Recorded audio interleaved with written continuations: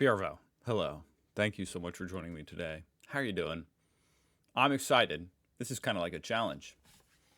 10 interesting facts about Australia that may surprise you. I don't know if you know who you're talking to, Millie Gill, but I react to stuff about Australia every day of my life. So we'll see. We'll see if it surprises me. I mean, she said may, so I guess she's not guaranteeing anything. We'll see. I hope to be surprised. Actually, number one right here actually is kind of surprising.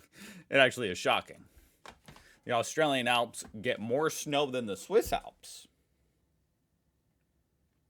That's really surprising. That's a fun fact. So is that like cumulative, like accumulation across the season? Is that what that means? They get more than the Swiss Alps, which are iconic, like famous for skiing. And the Australian Alps get more snow. Wow. I mean, I will admit, before I started reacting to Australian stuff, I didn't even know you guys got any snow. I'm just kind of curious to actually see the quantified numbers to this. Like, how much more snow does the Australian Alps get? Well, I asked AI to quantify it. Let's see. Average annual snowfall, Australian Alps, 2 to 3 meters. Swiss Alps, 5 to 7 meters.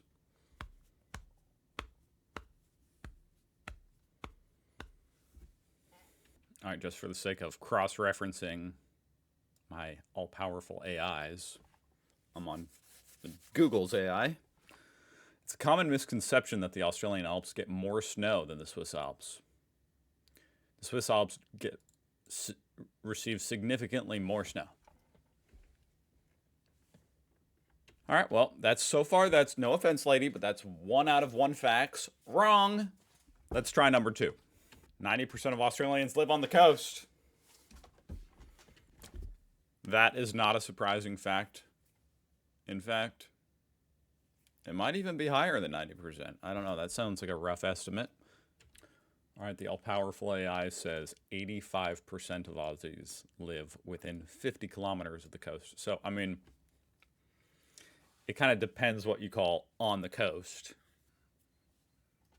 Okay, I'll give it a pass. Tasmania has the cleanest air in the world. Okay, I do believe this one to be true because as far as populated areas of the world, you know, I'm sure Antarctica has the cleanest air, just nobody's there.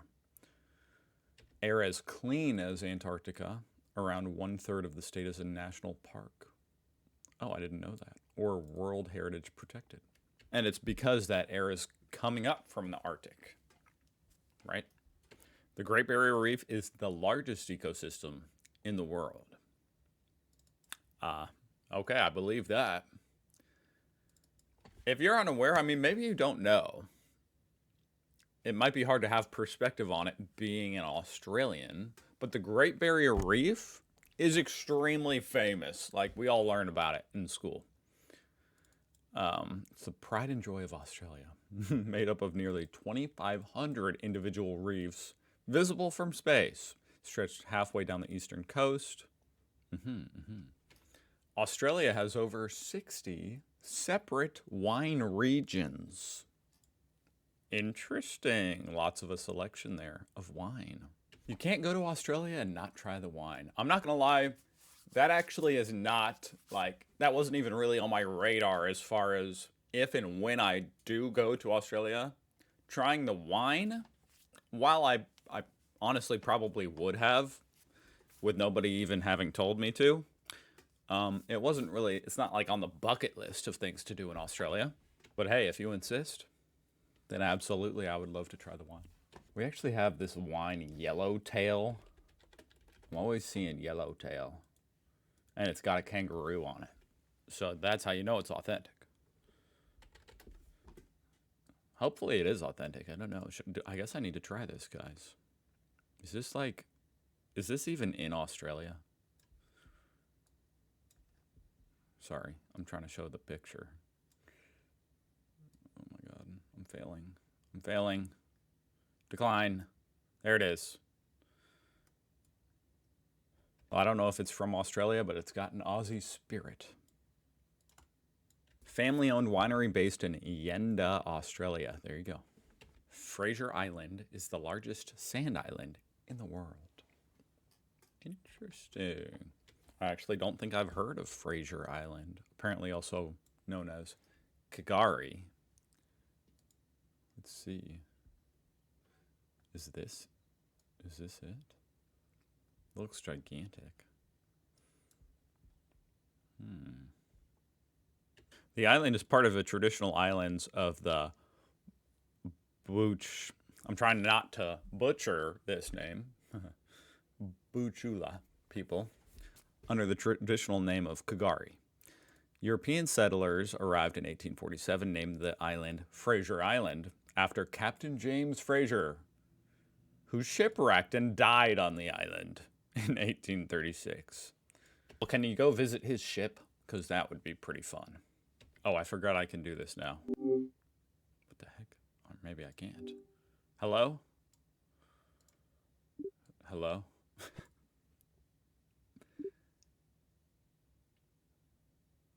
Okay, so what I want to know is Kagari the largest sand island in the world?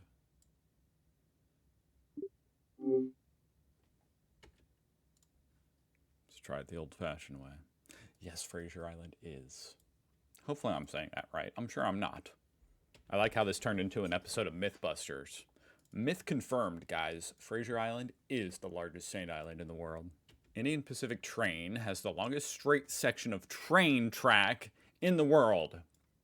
So is this a train for passengers or cargo? Indian Pacific Train. A journey aboard the iconic Indian Pacific will whisk you between Perth, Adelaide, and Sydney. That's actually insane that this goes between Sydney and Perth. No wonder it's got the longest straight section of track in the world. The Great Ocean Road is the world's largest war memorial. Interesting. I'd never heard of this. It's one of the most famous drives in Australia, with stunning views and scenic vistas along the route. Built by returning soldiers after World War I, was dedicated as a memorial to those who died fighting, and was designated to connect the isolated communities that clung to the edge of Victoria's rugged coastline. Whoa.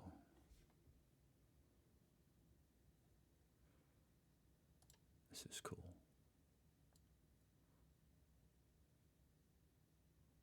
Damn.